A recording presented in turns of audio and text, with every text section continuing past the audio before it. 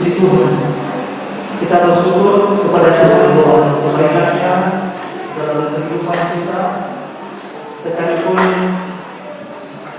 musim silih berganti, keadaan selalu berubah, tetapi yang kita percaya bahwa Tuhan kita Yesus Kristus tetap sama dulu, sekarang, dan sampai selamanya. Amin. Puji Tuhan, pada kesempatan ini Tuhan memberikan kita waktu untuk mau datang ke gereja untuk beribadah kepada Tuhan.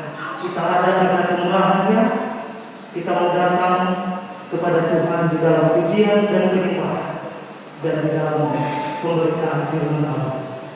Kita mau menyanyikan lagu Kau Hiasi Kehidupanku.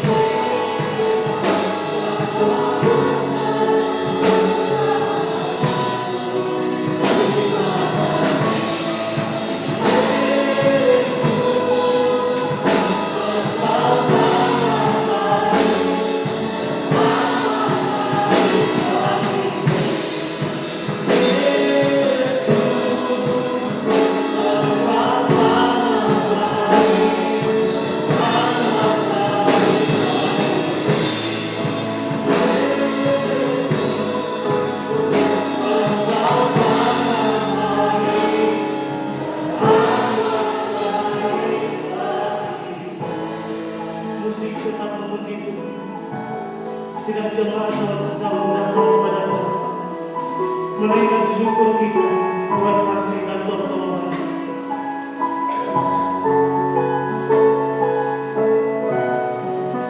Dunia terus berubah, musim selalu berlalu dan berganti, tetapi kasih dan cinta-Nya benar-benar tidak ada dosa. Karena Tuhan kita tetap sama, dulu, sekarang, dan selamanya. Inilah yang perlu kita syukuri. Kita ada karena kemurahan-Nya yang tidak hentikan dalam kehidupan kita. Oh, kami bersyukur Tuhan dalam kebaikan. Terpujilah Tuhan. Bersyukur buat cinta-Mu.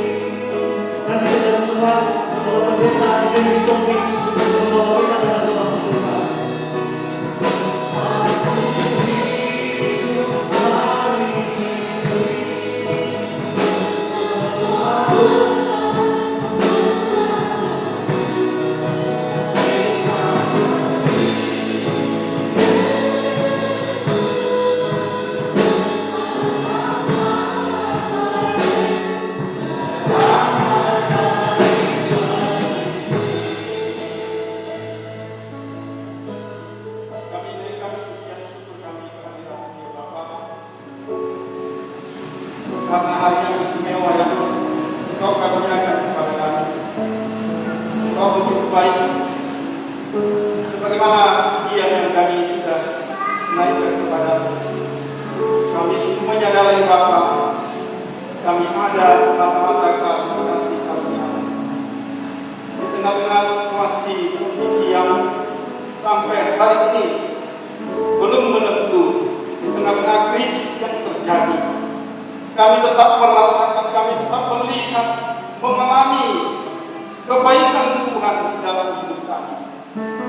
Karena itu Bapak, di pagi yang indah ini, pada kesempatan yang sangat-sangat istimewa ini, kami mau bersyukur kepada-Mu. Kami mau memuji Engkau, menyembah Engkau. Terima kasih Tuhan.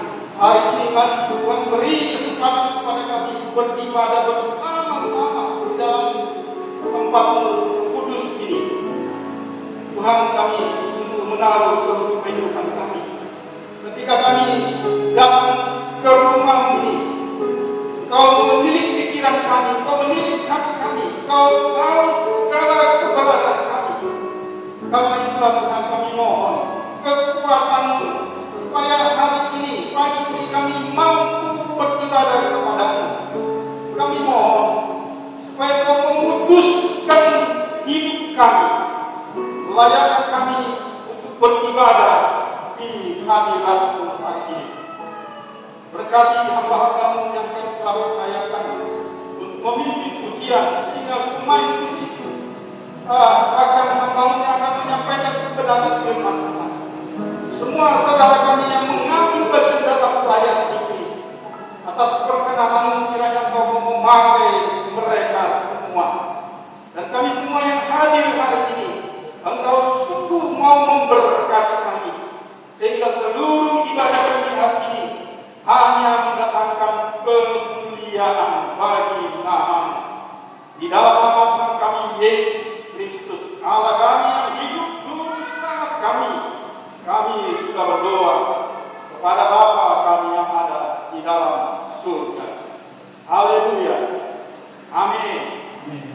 Silakan duduk Bapak Ibu.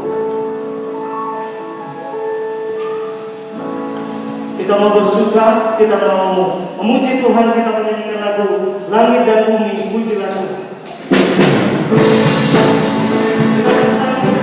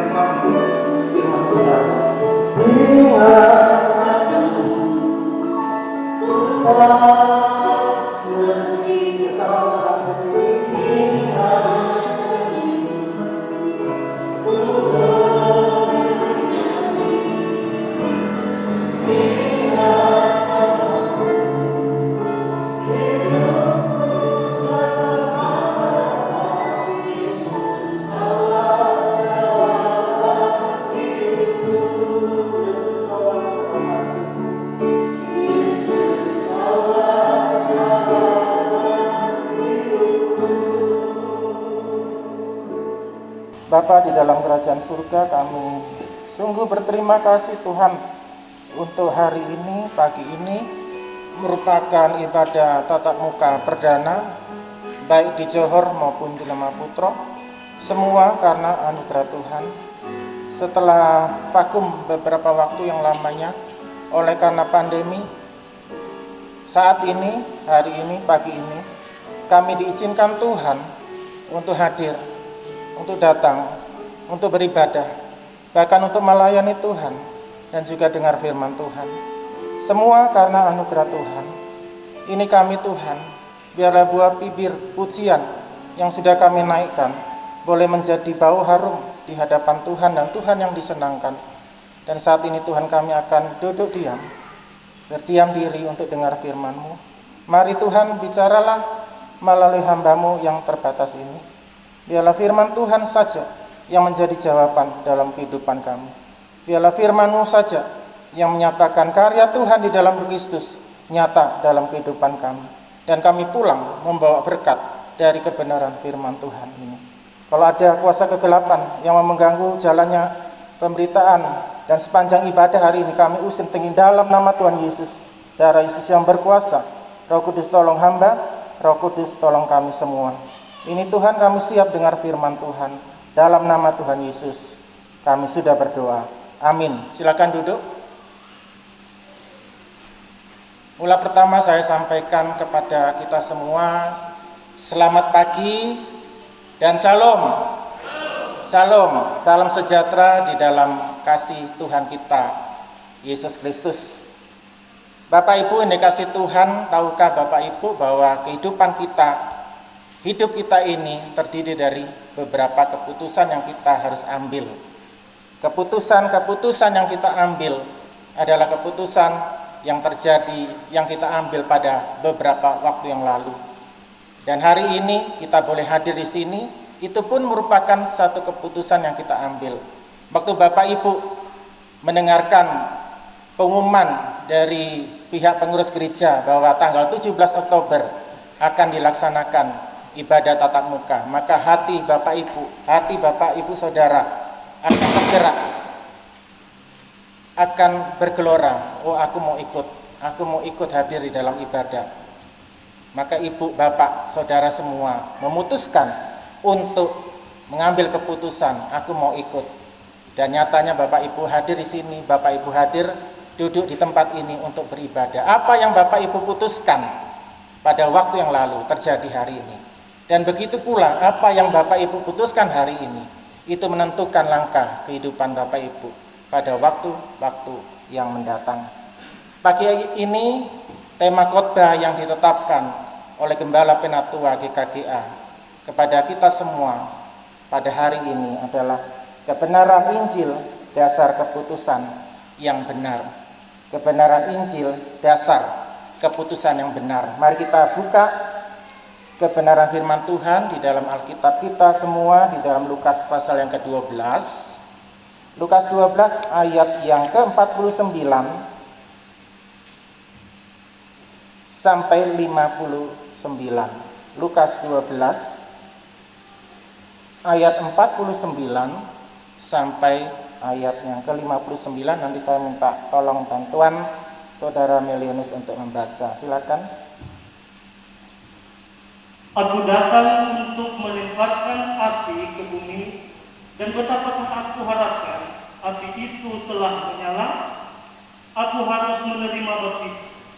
Dan betapakah susahnya hatiku sebelum hal itu berlangsung?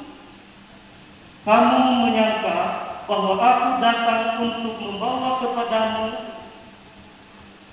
damai. Kamu menyangka bahwa aku datang untuk membawa damai ke atas bumi? Bukan. Aku katakan kepadamu, bukan damai, melainkan pertentangan. Karena mulai dari sekarang akan ada pertentangan antara 5 orang di dalam satu rumah, 3 melawan 2, dan 2 melawan 3. Mereka akan saling bertentangan, ayah melawan anaknya laki-laki, dan anak laki-laki melawan ayah.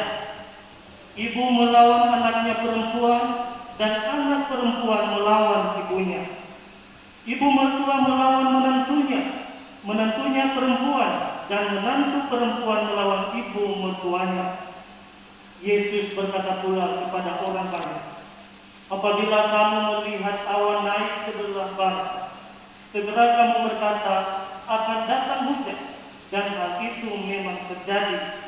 Dan apabila kamu melihat angin selatan bertiup, kamu berkata, hari akan panas terik, dan hal itu memang terjadi. Hai orang-orang munafik, rupa bumi dan langit kamu tahu menilainya. Mengapakah kamu tidak dapat menilai zaman ini? Dan mengapakah engkau juga tidak memutuskan sendiri apa yang benar? Sebab jikalau engkau dengan lawanmu pergi menghadap pemerintah, berusaha berdamai dengan dia selama di tengah jalan, supaya jangan engkau diseretnya kepada hakim, dan hakim menyerahkan engkau kepada pembantunya, dan pembantu itu melemparkan engkau ke dalam penjara. Aku berkata kepadamu, engkau tidak akan keluar dari sana sebelum engkau membayar hutangmu sampai lunas. Amin. Berbahagia kita yang membaca, mendengarkan, serta yang melakukan kebenaran firman Tuhan dengan setia dan rendah hati. Bapak Ibu yang dikasihi Tuhan, dari pembacaan ayat-ayat yang barusan kita baca pada pagi hari ini, maka kita akan mendapatkan dua kebenaran firman Tuhan berdasarkan atau yang berkaitan dengan judul khotbah pada hari ini, kebenaran Injil, dasar keputusan yang benar. Kebenaran yang pertama itu ada di dalam ayat 49 sampai 53, bahwa keputusan menerima Yesus Kristus bersiap untuk mengalami pertentangan. Keputusan untuk menerima Yesus bersiap untuk mengalami pertentangan. Bapak Ibu yang dikasihi Tuhan, di dalam ayat yang baru kita baca itu ditujukan oleh Tuhan kepada para muridnya. Kita baca di dalam ayat ke-22 di pasal yang sama, ayat 22, Lukas 12 ayat 22, saya bacakan. Yesus berkata kepada murid-muridnya, karena itu aku berkata kepadamu, dan seterusnya. Jadi ini merupakan kelanjutan dari apa yang Tuhan sampaikan kepada para muridnya.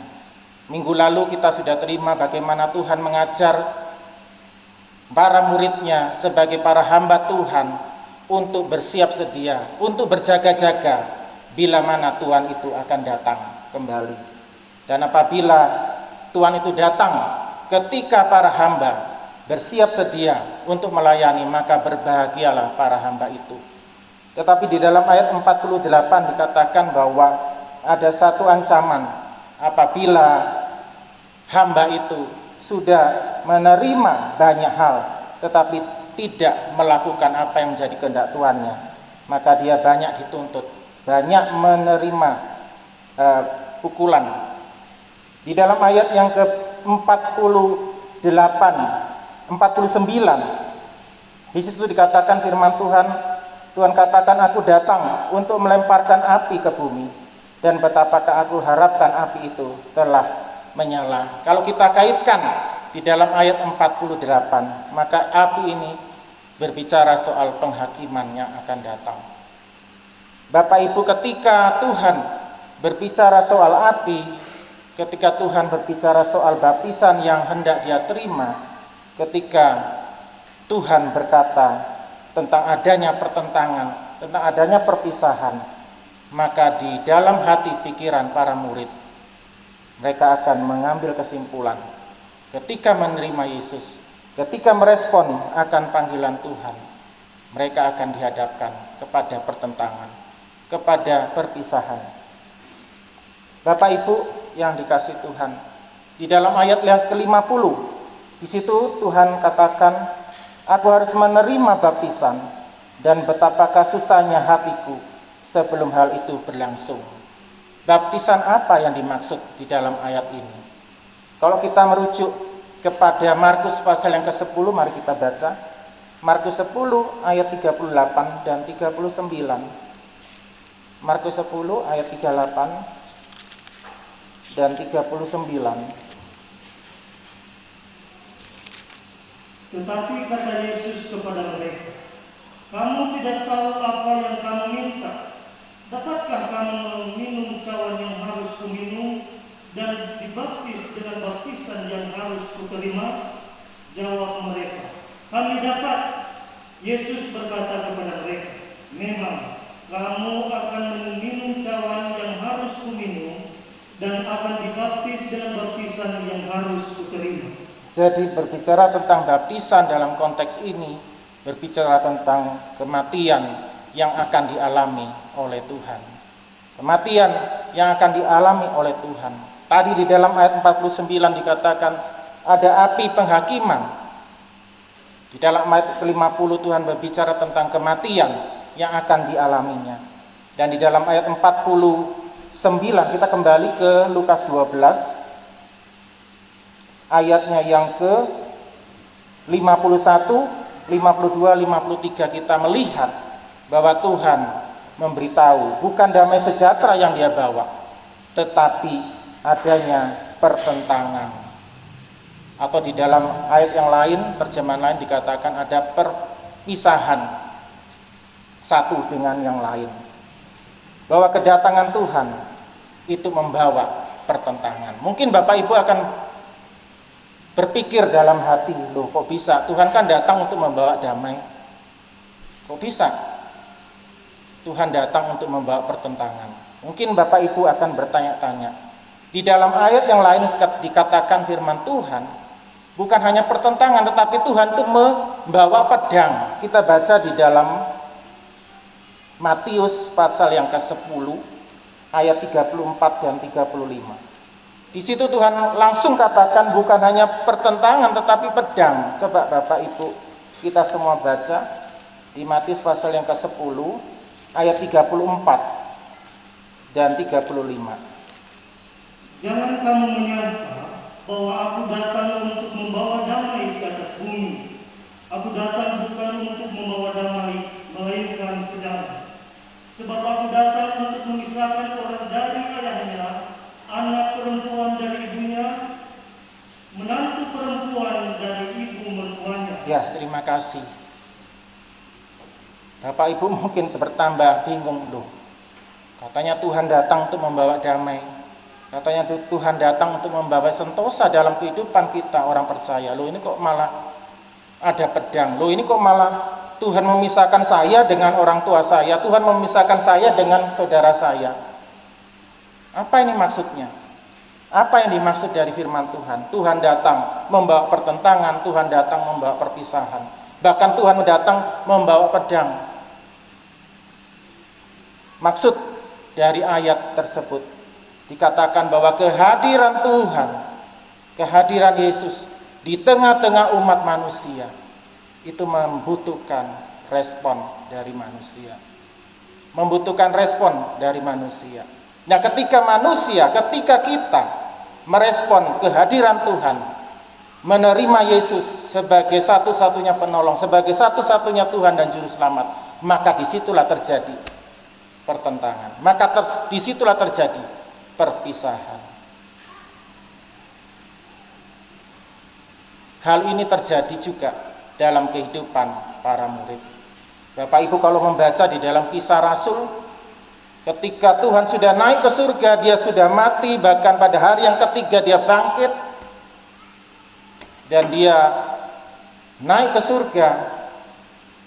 Dia mengutus para muridnya untuk menjadi saksi, mulai dari Yerusalem, Yudea, Samaria sampai ke ujung bumi. Maka disitulah terjadi pertentangan, ancaman, perpisahan, bahkan kematian. Itu dialami, digenapi dalam kehidupan para rasul. Jadi ketika Tuhan datang, ada respon yang perlu kita tunjukkan, ada respon yang perlu kita berikan. Bagaimana? Apakah respon kita menerima ataukah kita menolak kehadiran bahkan lawatan Tuhan? Ketika para murid, ketika orang-orang pada zaman itu merespon kehadiran Tuhan dengan menyatakan iman, aku percaya kepadamu, maka disitulah ayat katakan mulai dari sekarang terjadi pertentangan. Pernyataan iman pada Yesus itulah yang menimbulkan pertentangan, bahkan terjadi dalam keluarga. Ya, hari-hari ini saya senang Bapak Ibu untuk melihat tayangan YouTube terkait para orang-orang kehidupan yang karena imannya kepada Yesus, mereka menerima ancaman, mereka menerima pertentangan mulai dari keluarganya. Mereka mengalami ancaman, dikucilkan, dikeluarkan, tidak dianggap sebagai keluarga karena iman mereka kepada Tuhan. Dalam Injil Yohanes pasal yang ke-9 Bapak Ibu bisa membaca.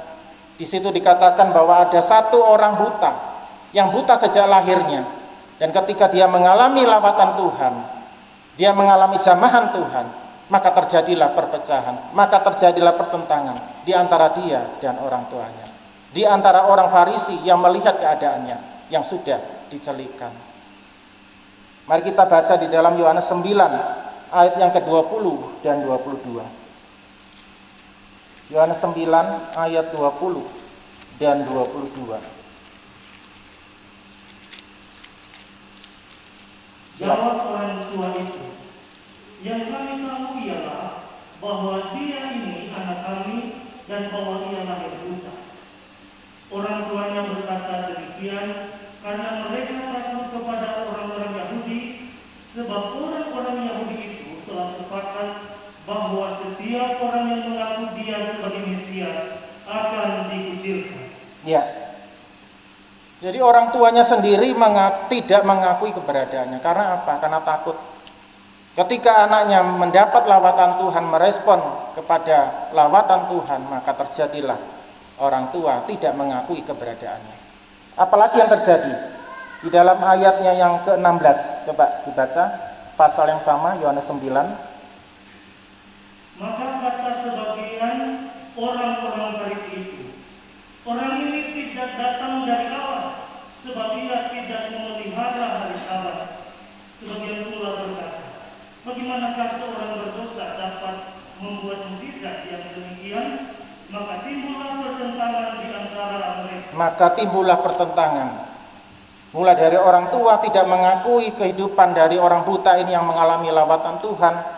Kemudian orang Farisi yang melihat kondisi dari orang buta yang sudah dipulihkan, mereka pun terjadi pertentangan. Pertentangan terjadi. Ya. Kita banyak melihat, mendengar yang tadi saya sudah kutip. Di sekitar kita ada banyak orang-orang yang mengalami pertentangan oleh karena respon dia menerima Kristus, oleh karena pernyataan imannya kepada Tuhan Yesus. Mungkin ada tetangga kita yang mengalami itu, atau mungkin di antara keluarga kita sendiri yang mengalami itu. Bapak Ibu mengalami, ada keluarga yang dikucilkan, ada keluarga yang karena menyatakan imannya kepada Tuhan, maka mereka mengalami konsekuensi, dibenci, dipisahkan. Itu yang terjadi. Menerima Yesus juga menjadi pertentangan.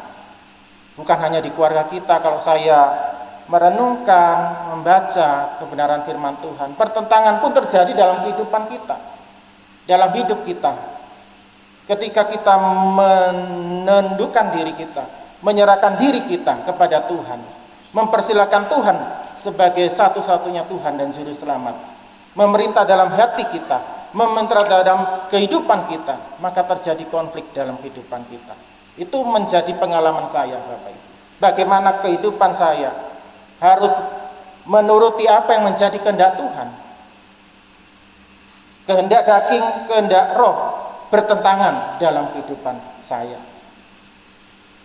Terjadi konflik, terjadi pertentangan ketika kita merespon Tuhan dengan benar.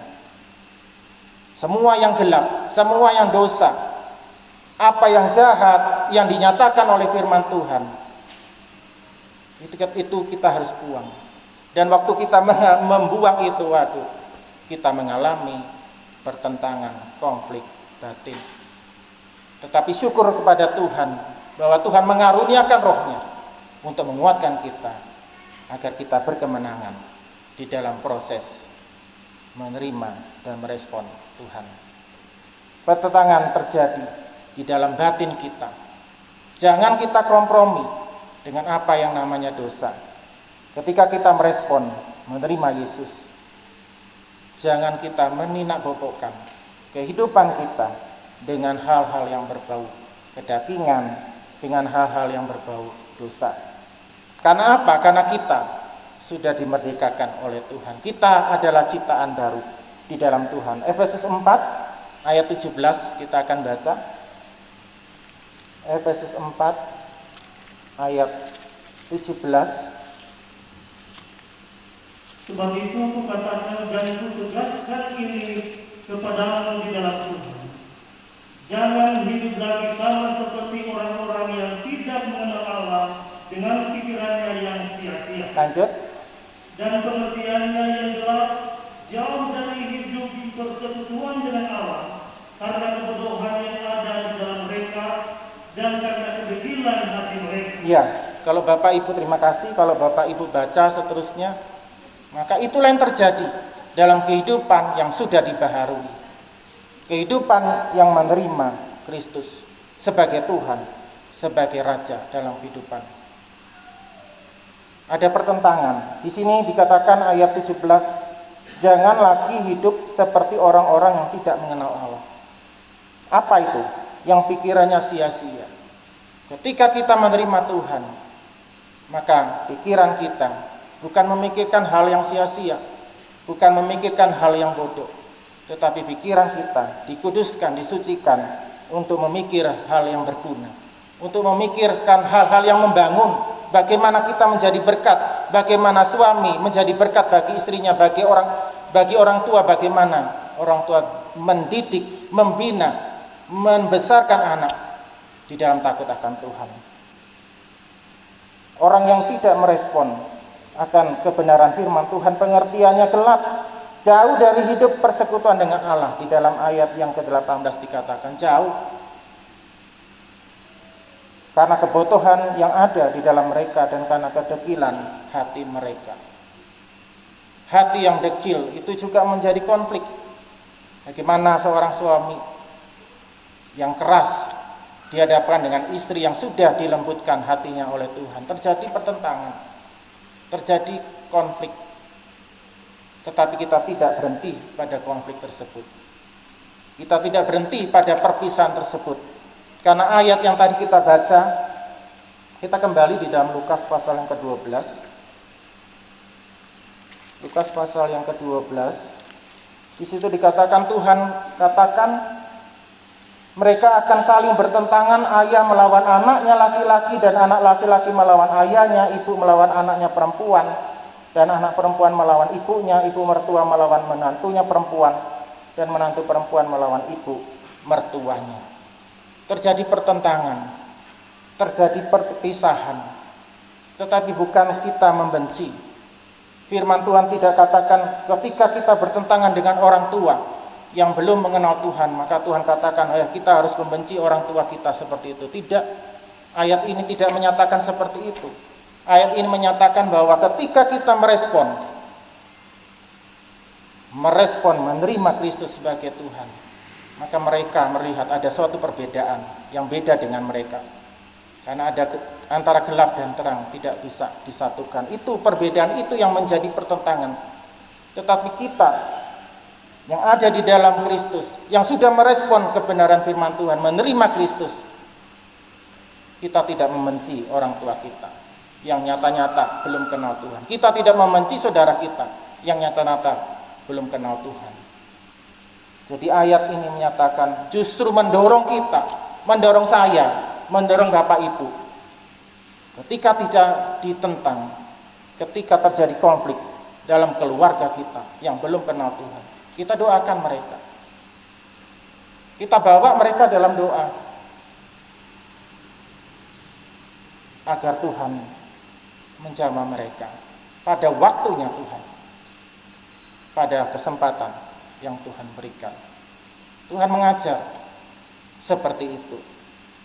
Bapak Ibu yang dikasih Tuhan, ayat ini menyadarkan saya untuk hari-hari ini mendoakan kepada saudara-saudara kita yang karena imannya kepada Yesus, karena menerima Tuhan, merespon kebenaran Tuhan, merespon Yesus sebagai Tuhan dan Juru Selamatnya, mereka terbuang, mereka dikucilkan, mereka diancam dengan kematian. Dan saya hari-hari ini berdoa untuk mereka seperti itu. Karena banyak Bapak Ibu terjadi di luar sana. Oleh karena ancaman, mereka terlunta-lunta. Mereka tidak mendapatkan fasilitas yang semestinya oleh karena mereka berpihak kepada Tuhan. Kita doakan mereka. Kita yang sudah aman di sini, kita sudah nyaman di sini, jangan lupa kita berdoa untuk saudara-saudara kita yang ada di dalam kondisi seperti itu. Jadi kebenaran yang pertama yang Tuhan nyatakan, yang Tuhan berkatkan kepada kita, percaya, tadi saya katakan, percaya kepada Tuhan, percaya kepada Tuhan, keputusan menerima Tuhan, bersiap untuk mengalami pertentangan. Bukan berhenti pada pertentangan itu, tetapi kita berdoa, kita mendoakan mereka yang menentang kita. Hal yang kedua, kita kembali kepada Lukas 12, bahwa keputusan merespon dengan benar. Di dalam ayat yang ke-54 sampai 59 Lukas 12, keputusan yang menolak lawatan Tuhan pun akan bersiap-siap pada harinya, pada kelaknya akan mengalami penghakiman. Ayat 54 sampai 59 Tuhan katakan kepada orang banyak. Kepada orang banyak. Dalam ayat 54 di situ kita membaca Yesus berkata pula kepada orang banyak. Kepada orang banyak. Nah, orang banyak ini firman Tuhan katakan mereka ini sangat fasih, sangat kompeten di dalam menilai tanda-tanda cuaca. Di situ dikatakan firman Tuhan, ketika awan naik sebelah barat, maka akan turun hujan. Betul terjadi. Ketika angin dari selatan bertiup, maka akan hari panas. Itu terjadi. Mereka mahir, mereka kompeten, ahli di dalam meramal cuaca di hadapan mereka. Karena memang kejadian di Palestina saat itu seperti itu. Ketika awan naik di sebelah barat, oh pasti akan hujan. Nah, terjadi seperti itu. Ketika angin selatan bertiup, oh pasti ini akan hari panas. Mereka kompeten, mereka ahli di dalam menilai zaman. Tetapi Tuhan menegur mereka, kamu tidak ahli di dalam menilai tanda-tanda zaman. Ya. Apa yang mereka ramalkan, prediksikan memang kepada cuaca itu terjadi. Tetapi mereka tumpul rohaninya ketika menilai tanda-tanda zaman. Mereka ini di hadapan Tuhan dikatakan adalah kelompok orang-orang munafik. Di dalam 56 ayat 56 di situ firman Tuhan katakan, hai orang-orang munafik, rupa bumi dan langit kamu tahu menilainya, mengapakah kamu tidak dapat menilai zaman ini? Orang-orang munafik. Kalau saya memeriksa di kamus dalam bahasa aslinya dikatakan istilah munafik itu bagaikan seorang yang bermain peran dalam satu lakon atau sandiwara. Nah, kalau Bapak Ibu tahu sinetron, itu kebanyakan para pelakunya, pemain sinetron itu tidak menunjukkan sifat aslinya. Jadi mereka dikasih peran, ya, peran antagonis, peran yang berlawanan. Justru peran antagonis ini yang selalu diburu-buru untuk diancam. Benar apa enggak? Padahal orang yang berperan sebagai peran antagonis itu belum tentu sifatnya seperti itu. Peran antagonis, jadi bermain peran, bermain sandiwara. Jadi apa yang peran itu, lakon itu perbuat, tunjukkan dipertunjukkan di panggung itu bukan mewakili karakter yang sebenarnya dari si pelaku itu. Nah, orang munafik di sini orang yang tampaknya menunjukkan sesuatu kualitas hidup yang bermutu, kualitas hidup yang terpuji, padahal realitasnya tidaklah demikian. Itu yang ditegur oleh Tuhan. Ya. Mengapa disebutkan orang munafik? Karena rupa-rupanya mereka sudah terkontaminasi oleh ragi yang namanya ragi kemunafikan orang Farisi. Di dalam pasal yang pertama, pasal ke-12 Lukas ayat yang pertama. Di situ dikatakan firman Tuhan, sementara itu beribu-ribu orang banyak telah berkerumun sehingga mereka berdesak-desakan. Lalu Yesus mulai mengajar. Pertama-tama kepada murid-muridnya katanya, waspadalah terhadap ragi, yaitu kemunafikan orang Farisi. Tuhan tunjukkan perbuatan yang besar. Tuhan sudah menunjukkan perbuatan-perbuatannya yang besar di dalam Yesus. Dan mereka sudah lihat itu. Mereka sudah lihat dengan mata kepala mereka sendiri. Tetapi mereka menutup hati mereka. Mereka tidak juga mengambil keputusan, tidak merespon apa yang terjadi di dalam kehidupan mereka. Mereka berpura-pura, mereka bersandiwara. Ya. Di dalam orang Farisi itu kita bisa melihat apa yang terjadi, apa yang dimaksud dengan kemunafikan orang Farisi. Matius 23 ayat 1 sampai 3, silakan dibaca. Matius 23 ayat 1 sampai 3.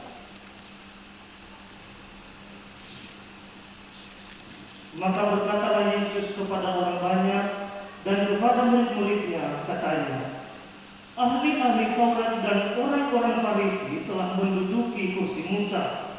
Sebab itu turutilah dan lakukanlah segala sesuatu yang mereka ajarkan kepadamu, tetapi janganlah kamu turuti perbuatan-perbuatan mereka, karena mereka mengajarkannya tetapi tidak melakukannya. Ya, jadi mereka tahu mengajarkan, tahu apa yang benar, apa yang baik, apa yang terpuji, apa yang termulia, tetapi mereka tidak mau praktek apa yang menjadi pengetahuan mereka. Itulah kemunafikan. Bahaya kemunafikan adalah bahaya yang perlu kita hindari. Ya, Tuhan menegur sikap mereka, sikap hidup mereka. Tuhan menegur kemunafikan mereka. Sudah tahu apa yang benar, sudah tahu, sudah melihat karya Tuhan, perbuatan Tuhan di dalam Yesus. Apa yang sudah dikerjakan, malah mereka menutup diri. Mereka mahir di dalam hal cuaca, mereka mahir di dalam hal duniawi, tetapi tidak mahir di dalam menilai segala sesuatu yang rohani. Bapak Ibu yang dikasih Tuhan, ketika mereka melakukan itu, mereka berjalan di dalam kerugian. Di dalam ayatnya di pasal yang ke-12 itu, di dalam ayatnya yang ke-57, 58, Tuhan katakan satu perumpamaan yang sungguh-sungguh istilahnya mengajar mereka, mendidik mereka dengan keras. Bagaimana kehidupan mereka bagaikan seseorang yang sedang berjalan dengan seorang lawan, sedang berjalan menuju ke pemerintahan, dan Tuhan katakan di situ, berdamailah dengan lawanmu. Jangan sampai nanti di depan pemerintah dia akan menjebloskan kamu ke dalam penjara. Dan ketika engkau masuk di dalam penjara, maka tidak ada kesempatan untuk keluar, kecuali kamu melunasi utang-utang. Sampai uang sepeser yang paling kecil, kamu bisa lunas, kamu bisa keluar. Tapi nyatanya tidak. Ayat ini mengajar kita ambil keputusan yang benar. Ayat ini mengajar kita semasa kita hidup, marilah kita mengambil keputusan yang bijaksana. Apa itu? Kata berdamai, berdamai dengan lawan. Terima perdamaian itu. Terima lawatan Tuhan. Ketika kita menerima lawatan Tuhan, merespon, memutuskan, aku mau Tuhan, Engkau lawatku, Engkau melawat hidupku, maka terjadi perdamaian saat itu juga. Keputusan yang benar, menerima Yesus, menerima pembenaran dari Allah. Ketika hidup kita diperdamaikan dengan Allah di dalam Yesus, maka kita tidaklah menunda-nunda untuk berdamai dengan sesama. Amin. Ya, aminnya kecil ya. Ketika hidup kita didamaikan oleh Tuhan di dalam Kristus, maka kita tidak akan menunda-nunda untuk berdamai dengan suami kita. Kita tidak akan menunda-nunda untuk berdamai dengan istri kita. Kita tidak menunda-nunda untuk berdamai dengan anak kita. Kita tidak menunda-nunda untuk berdamai dengan teman sekerja kita. Kita tidak menunda-nunda untuk berdamai dengan sesama kita.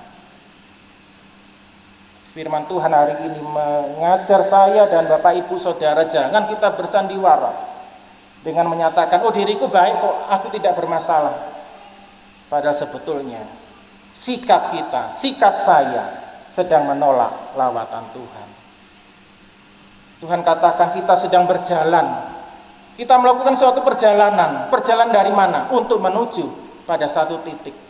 Kalau kita merespon dengan benar, kita diperdamaikan. Maka waktu kita sampai ke titik itu, kita menerima bukan penghakiman, bukan penghukuman, tetapi kasih karunia, anugerah Tuhan. Jangan kita tunda-tunda Bapak Ibu. Hari ini firman Tuhan katakan kebenaran Injil, dasar keputusan yang benar. Terima Tuhan. Terima perdamaian dengan Tuhan. Jangan tunda-tunda. Kita sedang berjalan. Mau tidak mau Bapak Ibu, suka atau tidak suka, kita sedang berjalan ke titik itu.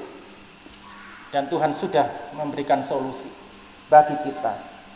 Terima Tuhan, terima perdamaiannya. Jangan tunda-tunda. Jangan kita keluar dari ruangan ini kita tidak menerima pendamaian dari Tuhan. Saatnya kapan? Saatnya adalah sekarang. Kapan? Saat ini adalah waktu ini. Itulah firman Tuhan yang sudah memberkati kita semua. Amin. Ada satu pujian yang menyatakan komitmen kita untuk mengikut Tuhan.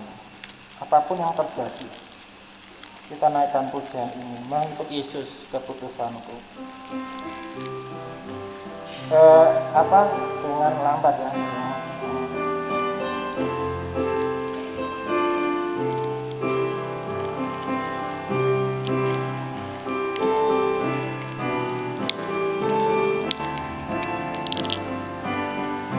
Mengikut Yesus, mengikut Yesus keputusan. Mengikut Yesus keputusanku. Amin. Mengikut Yesus keputusanku. Ku tak ingkar, ku tak ingkar. Mengikut Yesus keputusanku. Mengikut Yesus keputusanku. Mengikut Yesus keputusanku. Mengikut Yesus keputusanku. Ku tak ingkar, ku tak ingkar. Ayat kedua, ku tetap ikut walau sendiri. Ku tetap ikut walau sendiri. Ku tetap ikut walau sendiri. Ku tak ingkar, ku tak ingkar. Bapak Ibu, kita akan memanfaatkan perjamuan suci. Mari kita sejenak mengambil waktu untuk berkaca kepada firman Tuhan yang sudah disampaikan. Kalau ada teguran yang Tuhan sampaikan pada pagi hari ini, jangan kita mengeraskan hati kita. Jangan kita menonjolkan diri kita, aku baik Tuhan. Jangan. Tetapi baiklah kita mengaku keberdosaan kita. Baiklah kita menerima Dia yang memulihkan kita, yang menyelamatkan kita, yang menghapus segala dosa kita.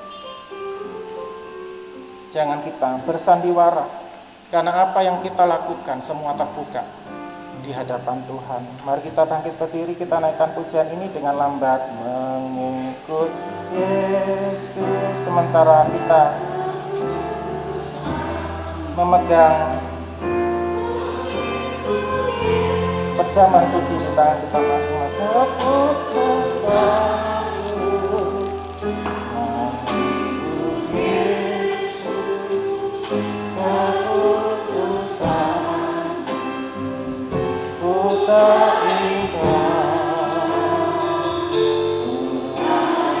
Ku tetap ikut, tapi ikut walau sendiri.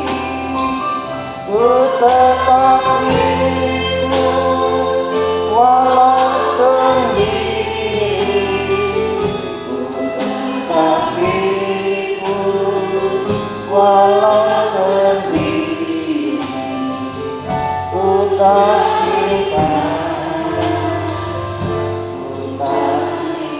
Bapa di dalam kerajaan surga, bersyukur untuk firman Tuhan pada pagi hari ini. Firman Tuhan jelas bagi kami Engkau nyatakan.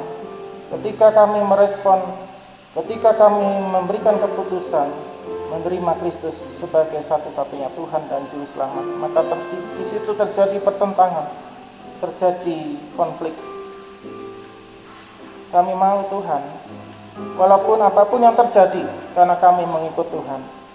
Kami percaya Tuhan akan menolong kami, Tuhan akan memelihara kami.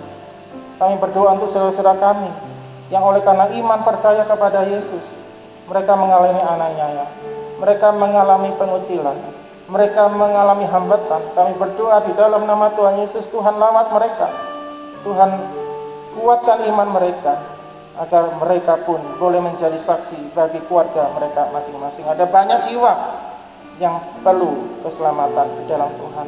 Pakai kami Tuhan menjadi pendoa bagi mereka yang membutuhkan keselamatan.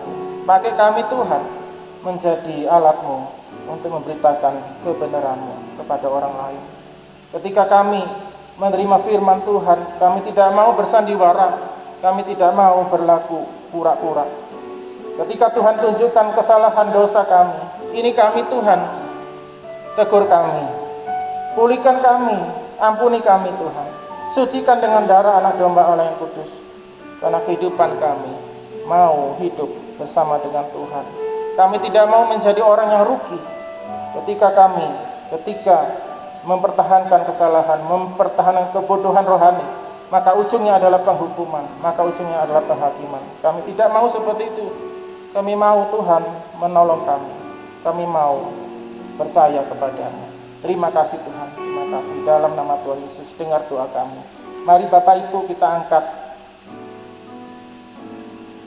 roti di tangan kanan kita. Saya akan membacakan kebenaran firman Tuhan. 1 Korintus 11 ayat yang ke-23. Sebab apa yang telah kuteruskan kepadamu telah aku terima dari Tuhan, yaitu bahwa Tuhan Yesus pada malam waktu Ia diserahkan mengambil roti, dan sesudah itu Ia mengucap syukur atasnya, Ia memecah-mecahkannya dan berkata, inilah tubuhku yang diserahkan bagi kamu, perbuatlah ini menjadi peringatan akan aku. Mari kita makan bersama dalam nama Tuhan Yesus Kristus.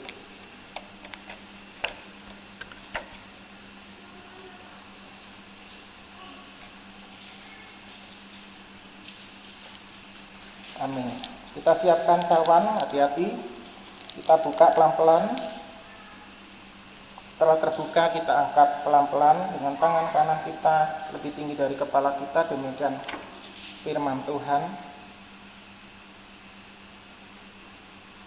Demikian juga ia mengambil cawan sesudah makan, lalu berkata, cawan ini adalah perjanjian baru yang dimeteraikan oleh darahku.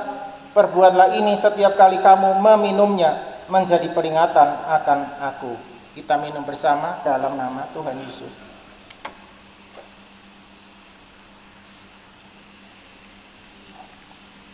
Sementara lagu dinaikkan dengan pelan, sebab setiap kali kamu makan roti ini dan minum cawan ini, kamu memberitakan kematian Tuhan sampai ia datang. Amin.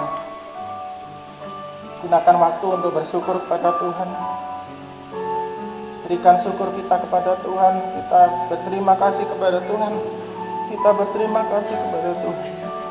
Sampai hari ini Tuhan tolong kami. Sampai hari ini, sampai detik ini Tuhan melawat hidup kami. Syukur kepadamu Tuhan.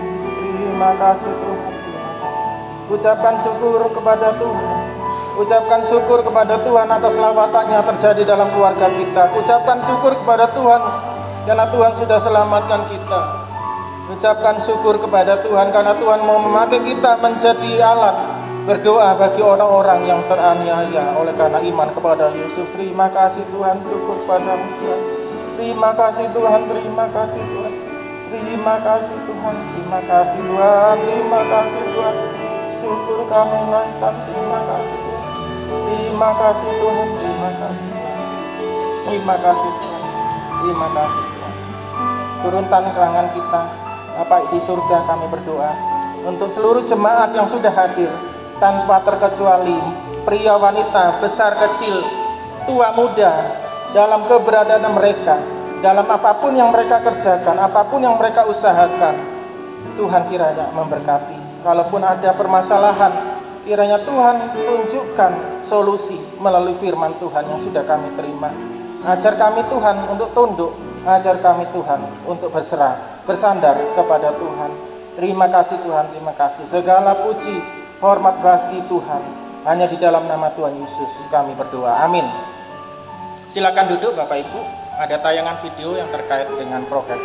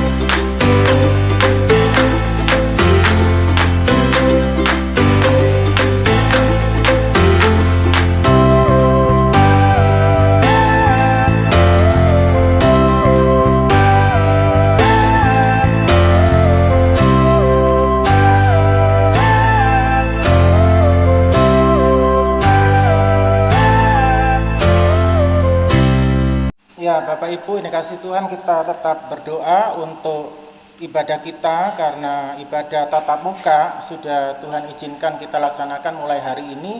Jadi ibadah tatap muka atau onsite sementara ini berlaku untuk ibadah umum atau ibadah hari Minggu. Sementara ibadah-ibadah yang lain yang tadi Ibu Bapak sudah saksikan di dalam tayangan video itu dilaksanakan secara online atau live streaming. Kita tetap doakan ya. Kemudian untuk tata cara pendaftaran untuk ibadah umum tatap muka hari Minggu di Johor, Bapak Ibu bisa menghubungi pendaftaran pada Saudari Hana, ada di meja belakang itu, tetapi harus melalui WA ya. Tadi WA sudah disampaikan nomornya, jadi akan didaftar. Kemudian yang perlu Bapak Ibu perhatikan, Bapak Ibu adalah usia 15 sampai 70 tahun. Kita berdoa ya supaya rentang usia ini akan diperlebar lagi. Tapi untuk sementara umur 15 sampai 70 tahun yang diperkenankan untuk hadir di dalam ibadah tatap muka. Kemudian adalah mereka yang sudah menjalani vaksinasi dosis pertama, minimal dosis pertama. Kalau dosisnya sudah 2 kali, ya puji Tuhan. Ya, kemudian tidak terjangkit komorbid atau penyakit bawaan. Kemudian yang perlu Bapak Ibu perhatikan juga bahwa seusai ibadah ini Bapak Ibu bisa langsung meninggalkan ruangan gereja, meninggalkan ibadah dan tetap menjalankan prokes yang ada ya, tetap menjalankan prokes yang ada. Kemudian Bapak Ibu waktu di depan sudah menerima amplop persembahan. Ini amplop gunanya apa? Bukan untuk kipas-kipas, tetapi ini untuk apa? Untuk diisi persembahan ya. Jadi persembahan Bapak, aku kok online aja ya nggak apa-apa. Tetapi ini untuk memfasilitasi Bapak Ibu yang akan memberikan persembahan secara tunai. Masukkan di dalam amplop ini. Kemudian ya apa? Bukan dibawa pulang lagi, tetapi dimasukkan di dalam amplop ya. Kotak-kotak yang sudah tersedia di depan pintu keluar. Seperti itu yang bisa saya sampaikan. Tetap doakan ya agar semua boleh berjalan lancar. Dan juga melalui kesempatan ini saya menghimbau kepada kita semua di wilayah utara ini untuk bisa ikut ibadah komsel secara online yang tadi sudah ditayangkan ya. Mari kita bertumbuh bersama di dalam pengenalan akan Tuhan. Itu yang bisa saya sampaikan. Terima kasih. Minggu depan tetap ada ibadah tatap muka seperti ini. Mari kita bangkit berdiri. Kita akan akhiri ibadah ini dengan berdoa.